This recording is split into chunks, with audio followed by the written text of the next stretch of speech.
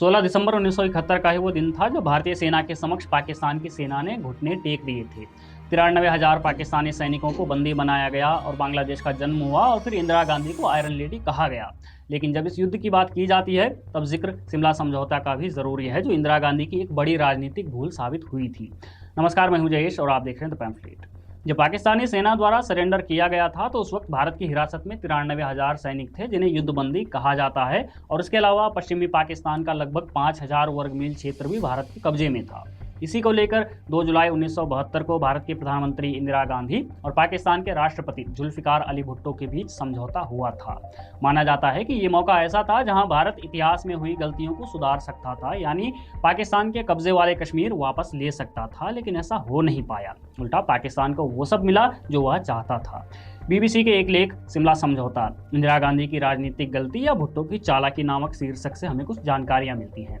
भारत की तरफ से वार्ता करने वाली टीम के एक अधिकारी के.एन. बख्शी ने 2007 के एक साक्षात्कार में कहा था कि हालांकि पाकिस्तानी सेना ने आत्मसमर्पण कर दिया था, पूरी दुनिया की राय भारत के हक में थी, फिर भी हम ज़्यादा हासिल नहीं कर पाए।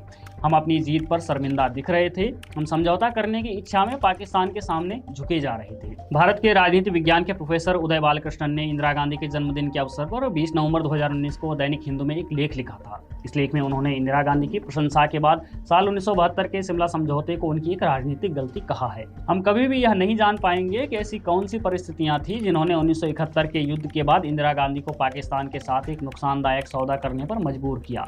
शिमला समझौते और उसके बाद के दिल्ली समझौते ने पाकिस्तान को वह सब कुछ दिया जो वह चाहता था। पाकिस्तान के वो सभी इलाके जिन पर भारतीय सेना ने कब्जा कर लिया था और पाकिस्तानी सेना के किसी भी अधिकारी को वर्तमान बांग्लादेश में नरसंहार के आरोप में मुकदमा चलाए बिना उन सब की सुरक्षित पाकिस्तान वापसी। उधर डॉक्टर बालकृष्णन लिखते हैं कि अगर कभी भी भारत के पाकिस्तान के साथ संबंधों में प्रभावशाली होने का पॉइंट दिखा तो यह वही क्षण था जब भारत ने अपनी ताकत के बल पर पाकिस्तान के 5,000 वर्ग मील क्षेत्र पर कब्जा किया हुआ था और उसकी सेना के लगभग 1/4 हिस्से को युद्धबंदी बना लिया गया था।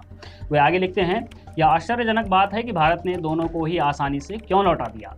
यहाँ पर महत्वपूर्ण बात जाननी जरूरी है कि शिमला समझौते में पाकिस्तान ने अपना ये पक्ष बनाए रखा कि कश्मीर का पूरा क्षेत्र विवादित है और संयुक्त राष्ट्र के प्रस्तावों के मुद्दों को जनमत संग्रह के माध्यम से ही हल किया जाना चाहिए। भारत की इच्छा के विपरीत यह समझौता पाकिस्तान के लिए अपेक्षा से अधिक लाभकारी सिद्ध हुआ। इस समझौते के तहत पाकिस्तान की 5,000 वर्ग मील जमीन जो भारत के कब्जे में थी उस साल के अंत तक वापस कर दी गई। जुल्फिकार अली भुट्टो की बेटी बेनज़ीर डॉटर ऑफ ईस्ट नामक किताब में उल्लेख करती हैं कि जब उन्होंने अपने पिता से यह सवाल किया कि उन्होंने युद्धबंदियों के बजाय युद्ध में हारे हुए क्षेत्र की वापसी को क्यों प्राथमिकता दी, जुल्फिकार अली भुट्टो ने अपनी बेटी को जवाब दिया कि भारतीय प्रधानमंत्री ने युद्धबंदियों या क्षेत्र में से किसी एक को वापस करने की पेशकश की थी और उन्होंने कब्जे वाले क्षेत्र की मांग की, क्योंकि युद्धबंदी एक मानवीय मुद्दा है, उन्हें हमेशा के लिए नहीं रखा जा सकता था। अंतर्राष्ट्रीय जनमत भारत को उन्हें पाकिस्तान वापस भेजने के लिए मजबूर करेगा। दूसरी ओर क्षेत्र कोई मानवीय मुद्दा नहीं है, इसे एकीकृत किया जा सकता है। भुट्टो ने फलस्तीन की जमीन का उदाहरण दिया जो इतने वर्षों के बाद भी वापस नहीं हुई थी।